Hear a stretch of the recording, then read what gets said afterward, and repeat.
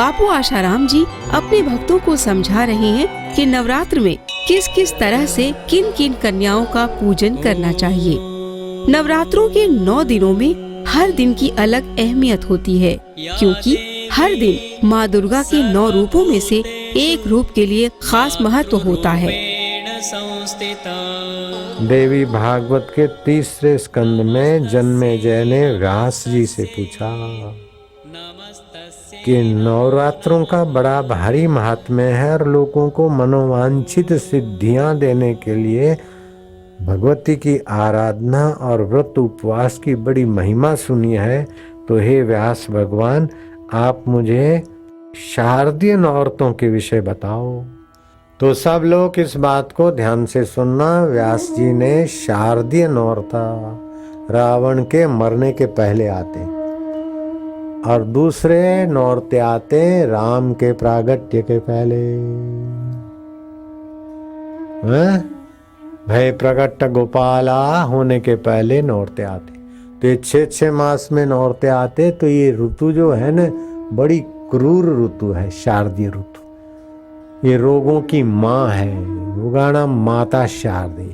और वैसे वो होली के दिनों में, तो इन दिनों में अगर नौरते और उपवास नहीं करता तो वो आगे चल के बड़ी बड़ी बीमारियों का शिकार हो सकता है, अथवा अभी भी बीमारियों में वो भुन जाएगा। अगर नौरते रखता है, भगवती की आराधना करता है, जगत दात्री की, तो कुछ आराधना की प्रसन्नता और पुण्याई से मनोरथ भी पूरे होते हैं। और उपवास के कारण शरीर में जो विजातीय द्रव्य है, लंघन और विश्रांति, उपवास और विश्रांति रोगों के कणों को भस्म कर देती। विश्रांति और उपवास रोगों के तत्वों को भस्म कर देती।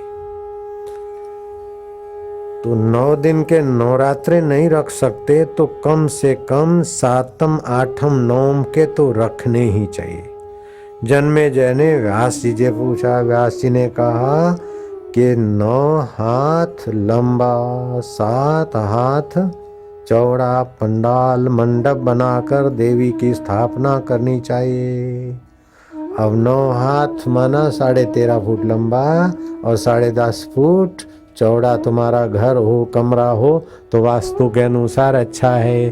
तो व्यास जी ने कहा कि कुमारी कन्याओं के पूजन का विधान तुम ध्यान से सुनो। जन्मेजय, 1 वर्ष की कन्या को तो विशेष ज्ञान नहीं होता, इसलिए पूजा में पहले दिन 2 वर्ष की कुमारी, उसका भगवती के रूप में पूजन करना चाहिए। उसको खोड़ खापड़ न हो और संदेह वाली कुमारी न हो कि इसका बाप क्या पता कौन होगा।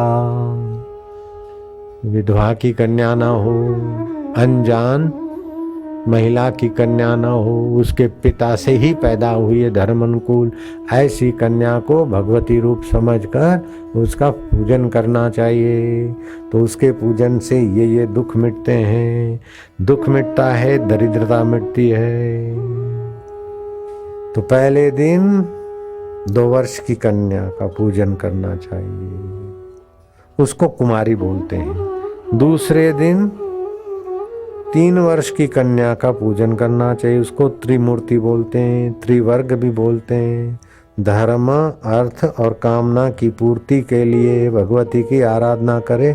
और 3 साल की कन्या का पूजन करे। 4 साल की कन्या का पूजन से क्या लाभ होता है, उसे कल्याणी कहते हैं। अपने जीवन में विद्या और विजय, राज्य और सुख की इच्छा वाले को उस कल्याणी नाम की 4 वर्ष की कन्या 3रे दिन पूजन करना चाहिए। और 5 वर्ष की कन्या 4थे दिन पूजन करना चाहिए, उसे रोहिणी कहते हैं। रोग नाश की इच्छा है तो या देवी सर्वभूतेषु, उसी कन्या की पूजा करो और वो देवी रूप है। या देवी सर्वभूतेषु आरोग्य रूपेण संस्थिता नमः तस्यै नमः तस्यै नमः तस्यै नमो नमः। और जहाँ दारिद्रता मिटानी है तो संपत्ति रूपेण संस्थिता। अगर 5वां दिन पूजा का है तो 6 साल की कन्या का पूजन करो, उसको काली का रूप से पूजन करना चाहिए।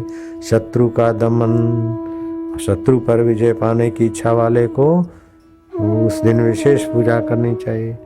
7 वर्ष की कन्या को चंडिका का रूप धारण करके 6ठे दिन पूजा करना चाहिए। इससे ऐश्वर्य धन की प्राप्ति वाले को सफलता मिलती है। 7वें दिन 8 वर्ष की कन्या को शांभवी देवी बोलते हैं।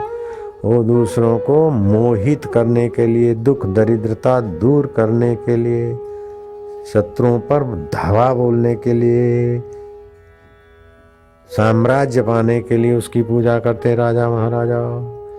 और अष्टमी को दुर्गा की पूजा करनी चाहिए। 9 वर्ष की उसको दुर्गा कहते हैं।